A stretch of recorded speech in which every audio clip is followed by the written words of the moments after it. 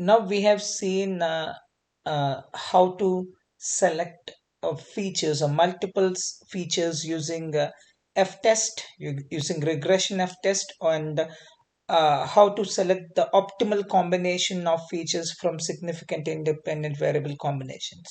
Now let's move on to the overall significance of regression estimate using regression f statistic.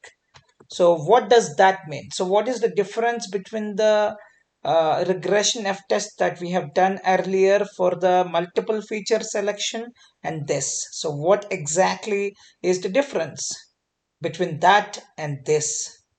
So the measure, so for that we need to understand what is a measure of overall significance first. Okay, so the measure of overall significance in the context of the F test, regression F test for the estimated regression model refers to whether the combination of predictor variables has a statistically significant impact on the target variable. In other words, the F test assesses whether the relationship between the predictors and the target variable is statistically significant as a whole, rather than focusing on the individual significance of each predictor. So it determines whether the regression model as a whole provides a better explanation of the target variable's variation compared to a model with no predictor or null model. So this is the exact difference between the model selection using regression F test and then overall significance of regression estimate using regression uh, F test. So the main difference is overall significance of regression estimate using regression F test is nothing but here the regression F test determines whether the regression model as a whole provides a better explanation of the target variable's variation compared to a model with no predictors. So that's what. So now, so in the F statistic, if the F statistic is statistically significant, that is the calculated F value or observed F value is greater than the critical F value at the chosen level of significance, it indicates that there is evidence to suggest that at least one of the predictors in the model has a significant impact on the target variable. So this suggests that the model has overall significance and provides meaningful information in predicting the target variable. On the other hand, if the F statistic is not statistically significant, that is, the observed or calculated F value is not greater than the critical F value, it suggests that the combination of predictors in the model does not have a significant impact on the target variable. In such cases, the model may not provide meaningful information for predicting the target variable. So therefore, the measure of overall significance provided by the F-test helps determine whether the regression model as a whole is statistically significant in explaining the variation in the target variable as a whole. Okay, as a whole. I'm repeating this again because it's very important. There should not be any confusion between the uh, selection variable feature selection with the overall significance of testing the overall significance of the regression estimate. So the measure of the overall significance provided by the F test helps determine whether the regression model as a whole is statistically significant in explaining the variation in the target variable. So now let's try to understand where we can use this test in overall supervised machine learning process. If you see, obviously your feature selection will be done in feature engineering step, whereas this F test as a measure of overall significance will be done where? So that's what my question, where do we use this? Where do we use this test? So obviously step 1, step 2, step 3, step 4. So here in the step 4 in the feature engineering, we will do feature selection. So there we can use a regression F test to do the multiple feature selection as we have done earlier.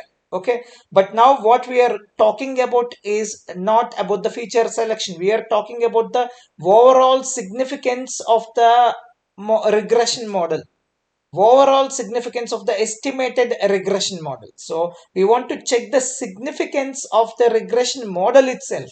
So where do we do that? We do it in model evaluation. That's where we do it. So the step where we assesses the overall significance of the estimated regression model using the F test is typically performed after building the regression model and before evaluating its performance and making predictions. So this step is part of the model evaluation phase in the overall supervised machine learning process. And after that, and the steps will go on.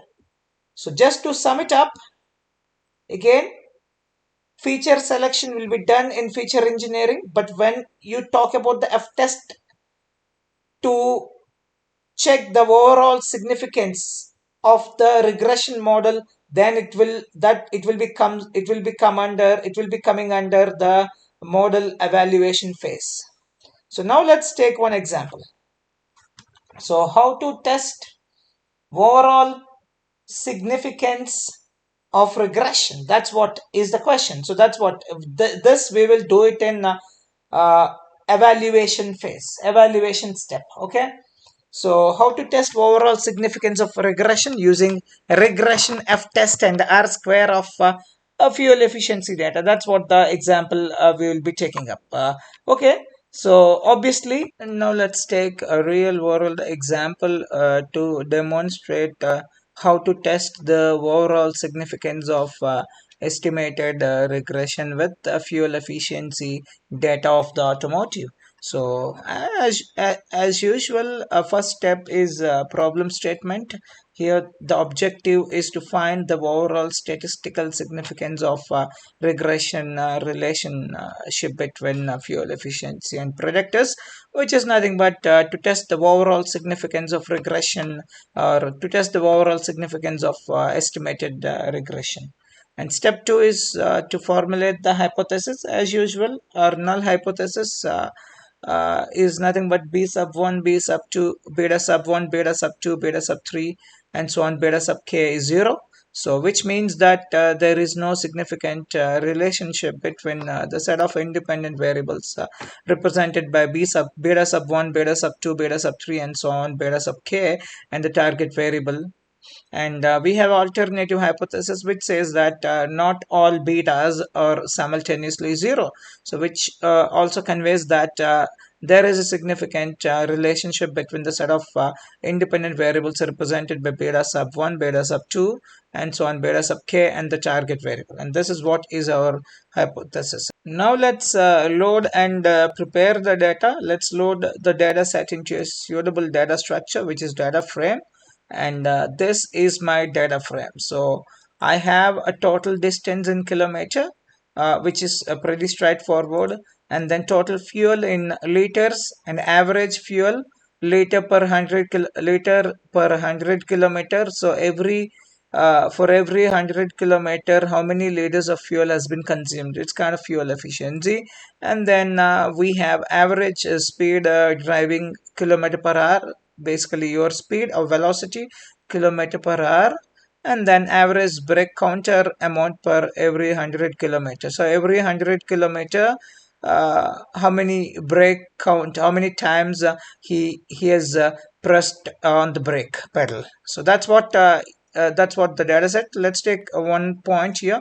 So the first guy, for every 100 kilometer, 435 times he has pressed on the brake pedal, whereas some guys has pressed 602 times. And when it comes to average fuel liters per 100 kilometer, the sixth guy has consumed, the sixth vehicle has consumed 119.12 liters per every 100 kilometer.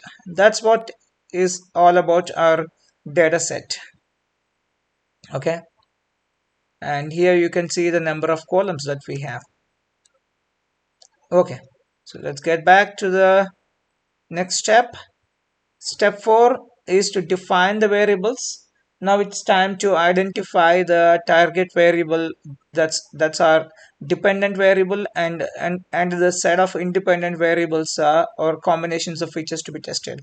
So that's what we're going to do here. So I have identified, and this x x is our dependent, x is our predictors or features. So I have total 3 features out of them, and I have one target variable, so which is our y. So y is average fuel liter per 100 kilometer, and then total distance kilometer, total fuel, and average speed driving kilometer per hour, average brake counter amount per 100 kilometers, 100 kilometers. So total 4 features and one target variable. So 4 features, which is x, and one target variable. So let's get back.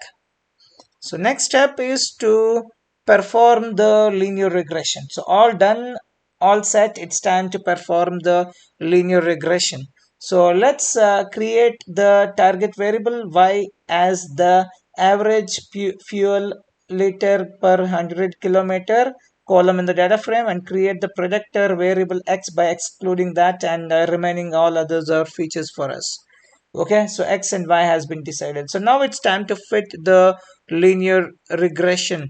It's time to fit the linear regression model using the target variable and predictor variable. So that's what we're going to do. Let's get into that and see. So anyway, x and y has been identified, and now it's time to perform the linear regression model. So first step is to instantiate the linear regression class object, and here it is, from sklearn linear model package, and import a linear regression module, and from that module we will be bringing up a linear regression class object. And so here we are instantiating the linear regression class object, and then we'll be fitting the data into the linear regression class object, which is model, and I'm fitting into that.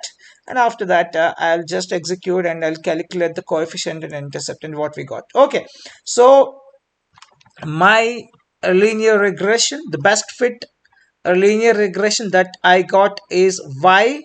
That's fuel consumption liter per 100 kilometer is equal to minus 0.1371 multiplied by total distance kilometer plus 0.16 multiplied by total fuel in liters minus 2.0031 multiplied by average speed driving kilometer per hour plus 0.0041 multiplied by average brake counter amount per 100 kilometer.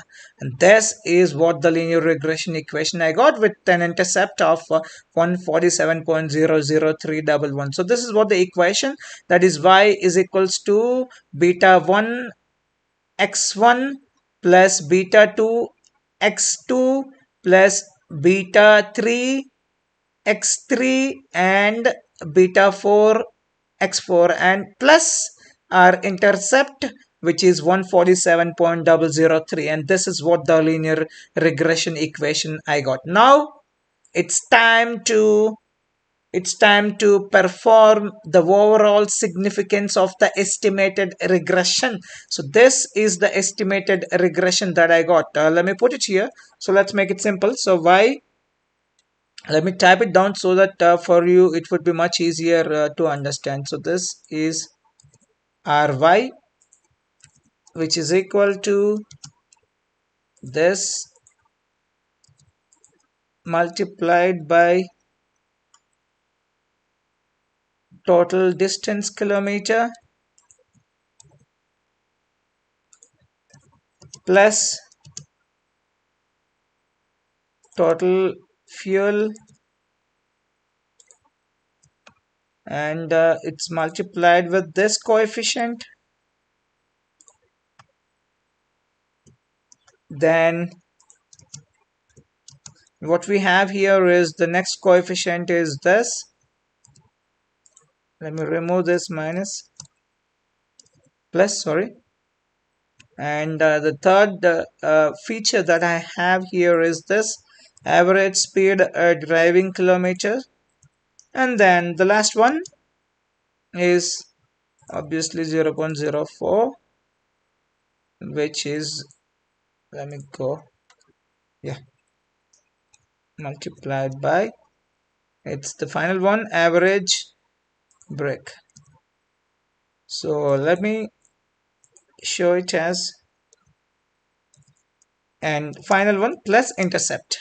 So intercept is 147 points, and this is what I call it as an estimated regression. So let me say that estimated regression.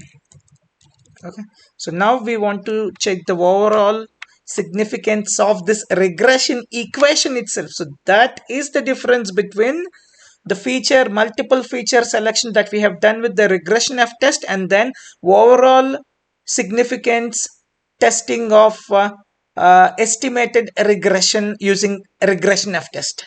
So there are two things. That's the main difference between them. Okay, so this I can write it as y is equals to a1 x1 plus a2 x2 plus a3 x3 plus a4 x4 plus c. That's it. This is what the equation we got, and now we have to test the overall significance of estimated regression. So using regression F test.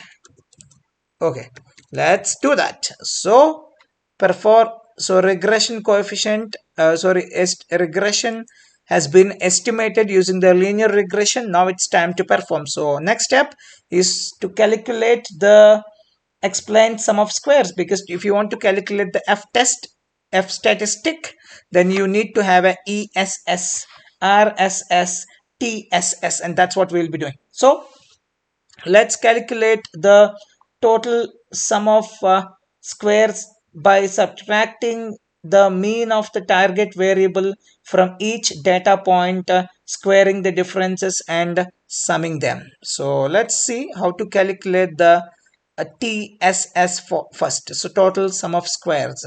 So here we have the calculated, we'll calculate the total sum of squares using total sum of squares is nothing but the y, that's your, so the y value that we have here, so average fuel, the y minus y mean. So that will give you the total sum of squares. Y minus y mean will give you the total sum of squares. It's like a deviation. It's nothing but a deviation of individual fuel efficiency point from the mean fuel efficiency. That's it. And you just square it off to suppress the minus and then sum it up. And what you get is a total sum of squares. Okay. Now, so then we will calculate the predicted values ypred by using the fitted regression model on the predicted variables. Then calculate the residual sum of squares by subtracting the predicted values from the actual values and squaring the differences and summing them. Then what we get is called RSS. Okay, let's do that. Let's do it. So now to calculate the residual sum of squares, so then we need to have a ypred. So ypred will take up the x values from our model, and then we'll fit it into this predict method, and we'll calculate the y pred, and y pred should be subtracted from the y actual or y value, and what you get is an RSS. Okay, it's similar to that. The first one, you'll get the training data. After that, you will have a testing data. In testing data, you will have a y test and then y pred. After doing the test, you will have a y test and y pred, and what you get is a residual sum of squares, and it's similar to that. It's like y test minus y pred. So that's what. Okay, now let's move on. So with that, we'll get the residual sum of squares. Then the final step, let's calculate the explained sum of squares by subtracting the RSS from TSS. Okay, we have total sum of squares. Out of that, a residual sum of squares is unexplained, which was not captured by our regression equation. So that's the reason. So if you subtract the unexplained portion, what you get is an explained portion, and that's what we are doing here. So ESS is nothing but TSS minus RSS, because ESS is explained sum of squares and RSS is the residual sum of squares, and with that we'll get the ESS. So with this, most of the things are ready. Now it's time to move ahead to basically calculate the F statistic. But before we calculate F statistic, we need to calculate the degrees of freedom. That's very important. Let's calculate the degrees of freedom. Let's determine the number of observations n as the length of the target variable, and then determine the number of predictors k as the number of columns in the predictor variable. Then we'll calculate the degrees of freedom for the numerator df1 as k minus 1, and calculate the degrees of freedom for the denominator df2 as n minus k. So now let's get back to our code. So now we have to calculate the degrees of freedom. If you want to see the degrees of freedom, n is nothing but our length of y. You see that? N is length of y, and this, how much we have? Total around 42. Okay, so first one, yeah, we have around 43. Okay, that's what the length of it. You remove. Okay, so we got the length of and this is our n. N is nothing but the number of observations. So number of observations, if you want to see, I'm gonna print it. Yeah, so we got the 44. You see that we got 44. So let me remove this now, and we got the n value. And after that, I want to get the k. How many predictors I have? I have 4 predictors. So still, if you want to see how many, what's the k value? It's 4. So for me, the k n is 40, n is 44, and k is 4. Okay, so with this we can calculate the degrees of freedom for a numerator. df1 is k minus 1, which is k minus 1 is 3, and degrees of freedom 2 for the denominator. It's n minus k, which is 44 minus 4. So I got the 3 and 40. So these are my degrees of freedom. If you want, you can see here. Okay, so let me remove this. Where is that? Yeah, so this is my degrees of freedom. One is 4 minus 3, 4 minus 1 3, and 44 minus 4, it's 40. Okay, that's it. Our degrees of freedom is ready. Now all set, all done. You have explained the sum of squares and residual sum of squares and degrees of freedom. Now it's time to calculate the F statistic, and once you calculate the F statistic, you can get the p value also. Okay, so now let's calculate the F statistic. So divide the ESS by the degrees of freedom for the numerator to obtain the mean square regression, and divide the RSS by the degrees of freedom for the denominator to obtain the mean square error. So calculate the F statistic as MSR divided by the MSC. Okay, so that's what. Let's get back to the code and let's calculate that. So my F value is ESS divided by DF1, RSS divided by DF2, and my F value that I got here is 153.88, and that's what is my F value. Okay, So let me check the F value. F value is 153.88. Okay. So now let's move ahead. So we have calculated the F value. So what's next? Now it's time to calculate the R squared score also, because we are doing a overall significance of the regression test. So let's divide the ESS, that's explained sum of squares, by the TSS, because that's what R square is, the nothing but it represents the proportion of the total variation in the target variable that's explained by the regression model. So let's divide the ESS by the TSS to obtain the coefficient of determination, which is R squared. So let's do that. Okay, so R squared is ESS divided by TSS, and what I got here is around okay, 0.92. It's a fantastic one. It's a positive correlation, and very strong correlation. So it's good. It's good. The strength is also good. So 0.92. Even R squared the score is also communicating a very positive message. Let's move ahead. Now it's time to determine the critical F value. So now let's determine the critical F value. So choose the desired level of significance alpha 0.05 to determine the critical F value.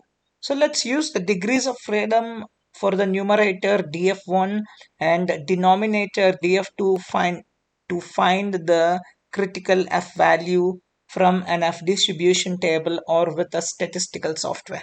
So what we're going to do, we're going to do both.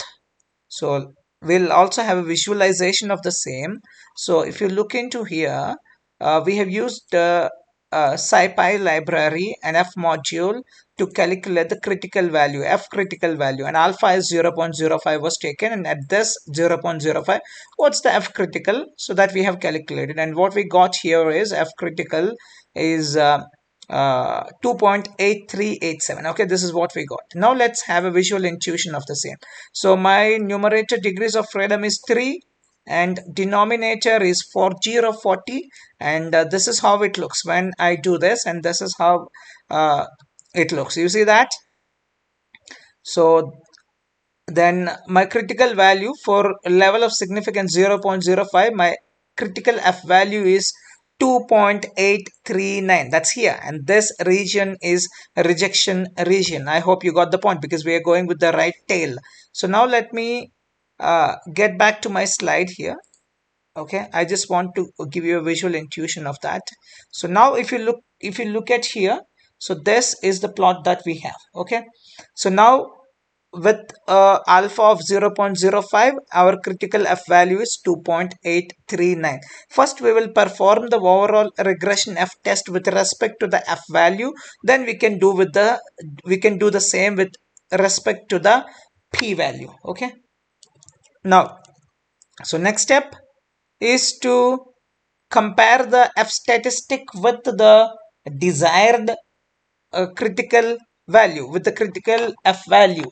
So if the calculated F statistic is greater than the critical F value, reject the null hypothesis and conclude that there is a overall significance of the estimated regression model.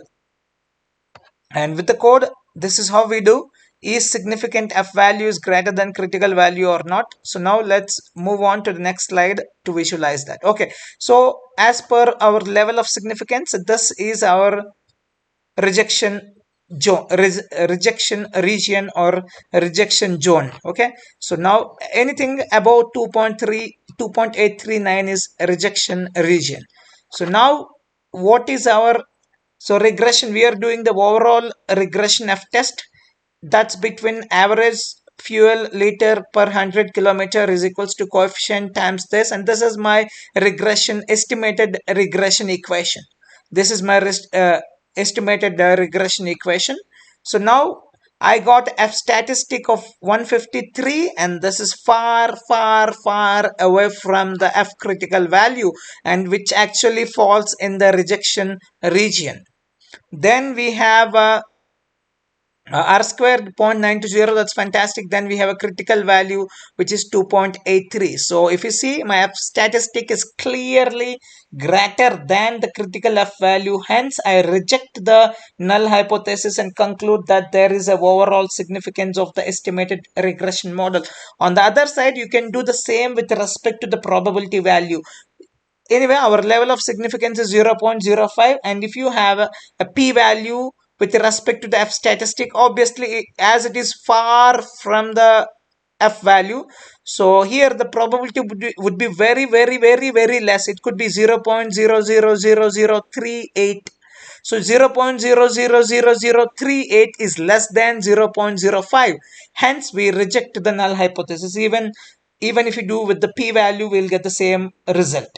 So with that, we have the f statistic which is greater than the critical f value, and p value of the f statistic which is lesser than the alpha value. Hence we conclude that hence we reject the null hypothesis, and we conclude that there is a overall significance of the estimated regression model.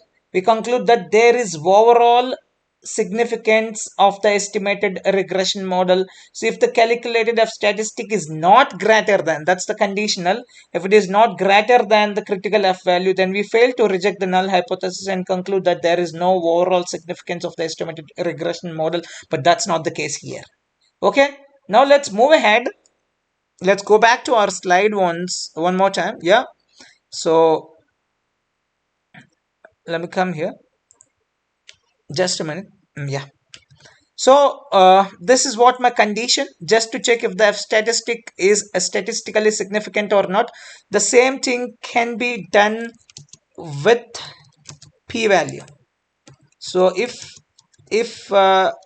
p-value is less than 0.05, again we reject the null hypothesis. Okay, so now I'll execute everything and let's see what could be the result. So this is the coefficient that we have discussed earlier. So my f statistic is clearly greater than 2.83, which is critical f value.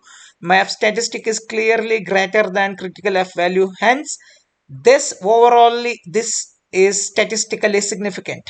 So the overall significance exists. Hence, how do we interpret the result? So the F statistic indicates the overall significance of the regression model. What is our regression model? This is our regression model.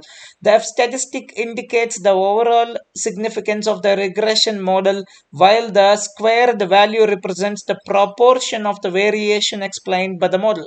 If the null hypothesis is rejected, it suggests that, let me put it here, what is our outcome?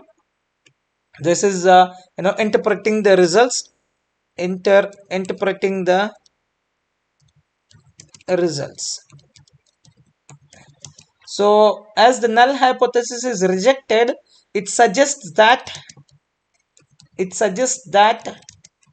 at least one of the predictors has a statistically significant impact on the average fuel liter per 100 kilometer, which simply says that there is the overall significance of the regression model.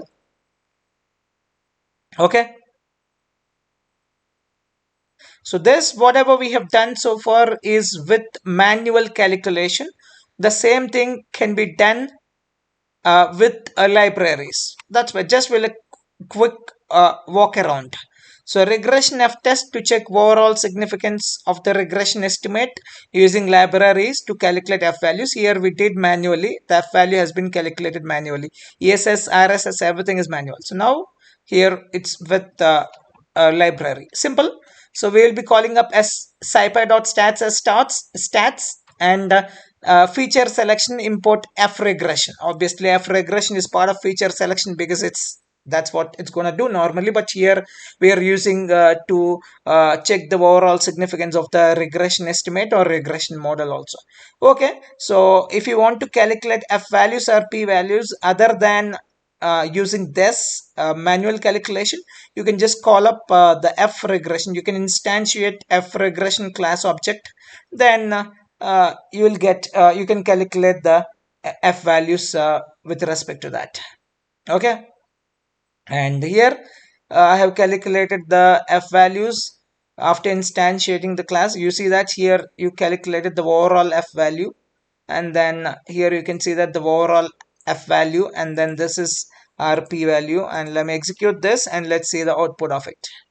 Okay, so this are the f values for each coefficient, because I have applied to the each feature or each predictor. So first predictor has f value of that's total distance kilometers is 123, and total fuel is 25, and average speed is 278, and then average brake counter is 75, and each and every f value is very high then compared to the 2.38 our critical value, so all are significant. So each and every feature is significant here. Then we have the p values. So p values, obviously you have very small p values. So because 4.3 times 10 power minus 14, 8.6 times 10 power minus 6, 3.7 times 10 power minus 20, 6.07 times 10 power minus 11, this is minute. Even your p values of respective feature or respective predictor is far below than 0.05. Hence each and every predictor is statistically significant. And here you have your degrees of freedom 3 and 40, and the critical f values 2.83, hence proved. So that's the reason what we got is all our features are significant. All our features are significant, and I have done the final test, and this is what the overall regression significance, that's our f statistic and critical value, and this is what the p value that we haven't used. So p value, as I have said, it's 2.05 times 10 power minus 20. It's very low. Hence, with high level of confidence, maybe with 95% of confidence, I can say that this regression model overall significance is absolutely correct. So it has a overall this regression model has a overall significance.